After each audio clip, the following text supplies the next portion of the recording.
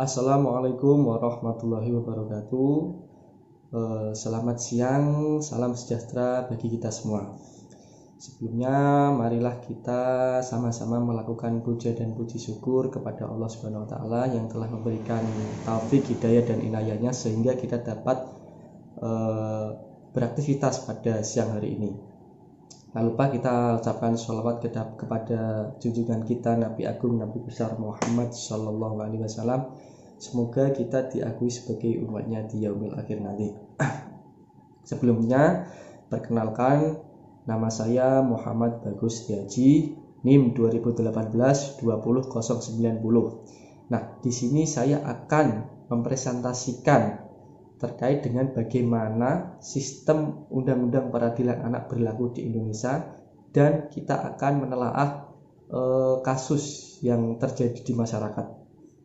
Nah, langsung saja kita mulai kronologi awal kejadian kasus yang terjadi. Nah, sebelumnya ada sebuah kasus di mana ada seorang yang bernama Andi. Andi ini nama samaran, jadi bukan nama asli. Seorang yang bernama Andi yang baru berusia 13 tahun, yang merupakan seorang siswa yang baru duduk di bangku kelas 1 SMP swasta. Nah, Andi ini dilaporkan oleh orang tua Bunga. Nah, jadi Bunga ini juga seorang samaran, nama samaran ya. Nah, dilaporkan oleh orang tua Bunga seorang anak berusia 8 tahun. Nah, jadi Bunga ini seorang anak yang berusia 8 tahun yang masih duduk di bangku sekolah dasar. Nah, Andi ini diduga telah melakukan tindak pidana pencabulan, yaitu menyetubuhi anak di bawah umur, sebagaimana diatur dalam pasal 81 ayat 2 Undang-Undang Perlindungan Anak. Berdasarkan pengakuan si korban, yaitu Bunga, Andi telah melakukan persetubuhan sebanyak 8 kali. Nah, persetubuhan itu terjadi 3 kali di rumah korban, 2 kali di rumah pelaku, serta 3 kali di kebun saat korban dan teman-teman pelaku bermain petak umpet. Jadi waktu bermain petak umpet, si Andi ini melakukan perbuatan tersebut. Nah, untuk memperkuat laporan dari orang tua Bunga melakukan visum terhadap korban, dan diketahui dari hasil visum tersebut terdapat luka lecet memar pada bibir kemaluan arah jam 1 dan jam 7. Kemudian atas laporan dari orang tua Bunga tersebut, kemudian polisi melaksanakan proses lidik dan sidik terhadap dugaan tindak pidana yang dilaporkan. Setelah proses sidik dan lidik, kemudian menetapkan Andi sebagai tersangka dan dugaan tindak pidana persetubuhan anak di bawah umur sebagaimana diatur pasal 81 ayat 2 Undang-Undang Perlindungan Anak. Lalu bagaimanakah sistem peradilan anak yang berlaku di Indonesia dan bagaimana analisis hukum dari kasus tersebut? Nah, jadi teman-teman, ternyata sistem peradilan pidana anak di Indonesia sendiri diatur dalam Undang-Undang Nomor 11 Tahun 2012 yang berisi tentang sistem peradilan anak. Nah, tahap-tahapnya yang pertama yaitu proses penyelidikan dan penyidikan. Nah, jika kita menurut ke pasal 1/5 Kitab Undang-Undang Hukum Acara Pidana, penyelidikan merupakan tindakan penyelidik untuk mencari dan menemukan suatu peristiwa yang diduga sebagai tindak pidana guna menentukan dapat atau tidaknya dilakukan penyidikan. Nah, sedangkan penyidikan sendiri disebutkan dalam pasal 1/2 Kitab Undang-Undang Hukum Acara Pidana, di mana penyidikan adalah serangkaian tindakan penyidik dalam hal dan menurut cara yang diatur dalam KUHP untuk mencari serta mengumpulkan bukti yang dengan bukti itu membuat orang tentang tindak pidana yang terjadi dan guna menetapkan tersangka. Jadi proses penyidikan ini sangat penting karena berkaitan dengan proses pencarian barang bukti. Nah, jadi dapat ditetapkan tersangkanya seseorang itu berdasarkan barang bukti tersebut. Kemudian dalam proses penyelidikan dan penyidikan itu terdapat beberapa tahap, yaitu penangkapan.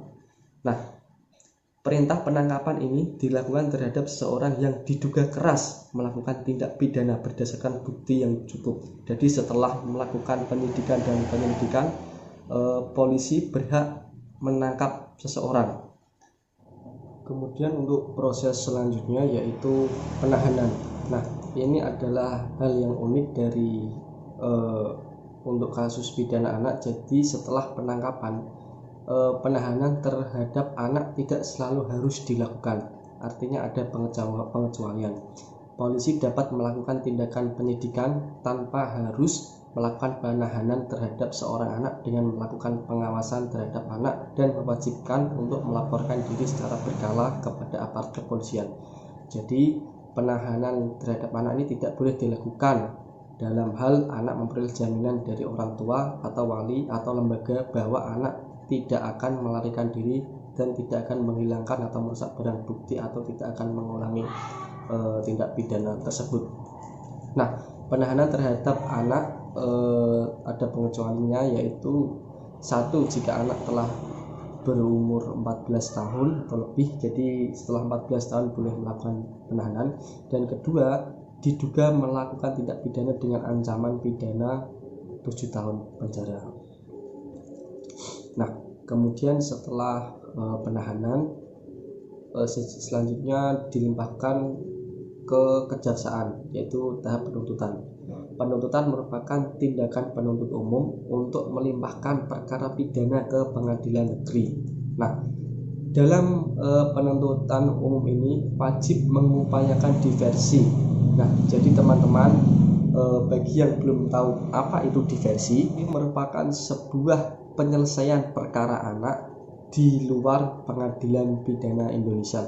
Jadi diversi ini harus memenuhi dua syarat, yaitu syarat yang pertama, si tersangka ini tidak boleh pengulangan terhadap tindak pidana, yaitu tersangka tidak boleh melakukan pengulangan tindak pidana. Dan yang kedua, ancaman pidananya di bawah 7 tahun. Jadi jika dua syarat ini terpenuhi, maka diversi dapat dilakukan. Nah, dalam hal ini penuntut umum wajib mengupayakan diversi paling lama 7 hari setelah menerima berkas perkara dari penyidik. Kemudian setelah melakukan diversi, kemudian tahap selanjutnya adalah pemeriksaan di sidang pengadilan. Nah, dalam proses kali ini hakim wajib mengupayakan diversi lagi, jadi diversi 2 kali, yaitu di tahap penuntutan dan di tahap pengadilan. Hakim wajib mengupayakan diversi paling lama 7 hari setelah ditetapkan sebagai hakim anak oleh ketua pengadilan negeri. Nah, jadi dalam sidang anak di pengadilan negeri dilangsungkan dalam ruangan khusus anak, dan ruang tunggu sidang anak dipisahkan dari ruang tunggu sidang orang dewasa. Kemudian dalam sidang tersebut penuntut umum, penasihat hukum, pembimbing kemasyarakatan, orang tua atau wali, dan saksi wajib hadir di persidangan.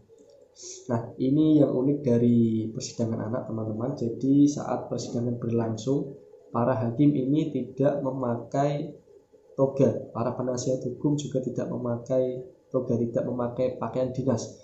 Nah, prinsip ini didasarkan dalam ketentuan pasal 2 Undang-Undang Nomor 11 Tahun 2012 untuk menghilangkan rasa takut kepada diri anak, sehingga anak tersebut dapat memberikan keterangan dengan jelas dan tidak berbelit-belit. Nah, jadi ada manfaatnya. Setelah tersebut, kemudian hakim membuka sidang dan menyatakan sidang tertutup. Jadi semua sidang anak itu tertutup ya teman-teman. Kemudian anak tersebut dipanggil masuk ke ruang sidang bersama orang tua, wali, penasihat hukum, dan pembimbing. Setelah surat dakwaan dibacakan oleh jaksa penuntut umum, hakim kemudian memerintahkan pembimbing kemasyarakatan untuk membacakan laporan hasil penelitian, kecuali hakim berpendapat lain. Kemudian pemeriksaan dilakukan terlebih dahulu untuk mendengarkan saksi sesuai dengan pasal 58 Undang-Undang Nomor 11 Tahun 2012, yang mana pada waktu pemeriksaan saksi, hakim dapat memerintahkan agar terdakwa anak dibawa keluar sidang. Kemudian ada putusan. Sebelum membacakan putusan, hakim memberi kesempatan kepada orang tua atau wali untuk mengemukakan hal yang bermanfaat bagi anak, artinya yang dapat meringankan hukuman anak tersebut. Kemudian setelah itu jaksa penuntut umum menyampaikan requisitor atau tuntutan hukum atas diri terdakwa anak. Setelah tuntutan dibacakan, penasihat hukum diberi kesempatan oleh hakim untuk mengajukan nota pembelaan atau pledoi. Kemudian dalam mengambil putusan, hakim harus benar-benar memperhatikan kedewasaan emosional, mental, dan intelektual anak. Dihindarkan putusan hakim yang mengakibatkan penderitaan batin seumur hidup atau dendam pada anak atas kesadaran bahwa putusan hakim bermotif perlindungan. Jadi putusan hakim di sini itu sangat mempengaruhi mental dari anak-anak tersebut. Kemudian yang terakhir ada pelaksanaan hukuman. Nah, dalam pelaksanaan hukuman sendiri, anak yang dijatuhi pidana penjara melaksanakan hukumannya di LPKA atau Lembaga Khusus Perlindungan Anak. Program pemasyarakatan ini bagi narapidana anak yang bertujuan dapat terhindar dari mengulangi perbuatan pidana yang pernah dia lakukan dan tetap menjalani kehidupan secara normal. Artinya pembinaan atau bimbingan ini merupakan sarana yang mendukung keberhasilan negara menjadikan narapidana menjadi anggota masyarakat. Nah, jadi yang perlu dibina dari narapidana anak ini adalah pribadi untuk mengembangkan rasa harga diri mereka dan mengembangkan rasa tanggung jawab untuk menyesuaikan diri dengan kehidupan yang tentram dan sejahtera dalam masyarakat, sehingga potensi menjadi manusia yang pribadi dan bermoral tinggi. Kemudian dari kasus Andi dan Bunga tersebut, lalu bagaimana langkah hukum yang dapat dilakukan advokat? Nah, langkah hukum yang dapat dilakukan yaitu yang pertama adalah melakukan upaya diversi. Nah, dalam hal ini pelaku dapat dikatakan memenuhi syarat dan ketentuan untuk dilakukan diversi, sebab ancaman hukuman dalam pasal 81 ayat 2 Undang-Undang Perlindungan Anak yaitu dengan pidana penjara paling singkat 5 tahun dan paling lama 15 tahun serta denda paling banyak 5 miliar rupiah. Artinya di sini ada kemungkinan pelaku dihukum di bawah 7 tahun. Selain itu, pelaku juga tidak melakukan pengulangan tindak pidana. Syarat inilah yang memungkinkan upaya diversi dapat dilakukan. Selain itu, diversi juga wajib dilakukan pada tingkat penyidikan, penuntutan, dan pemeriksaan di pengadilan negeri. Jadi hal ini sesuai dengan pasal 7 Undang-Undang Nomor 11 Tahun 2012 tentang Sistem Peradilan Anak yang berbunyi pada tingkat penyidikan, penuntutan, dan pemeriksaan perkara di pengadilan negeri wajib diupayakan diversi. Nah, jadi teman-teman, diversi ini sangat penting ya untuk menunjang keberhasilan dan menyelamatkan mental si anak ini. Jadi upaya diversi terus dilakukan. Kemudian bagaimana jika diversi gagal? Apabila diversi gagal di tingkat penuntutan dan pemeriksaan di pengadilan, maka upaya yang dilakukan penasihat hukum adalah melakukan upaya pembelaan atau pledoi sebaik-baiknya agar dapat menemukan keadilan bagi terdakwa dan korban.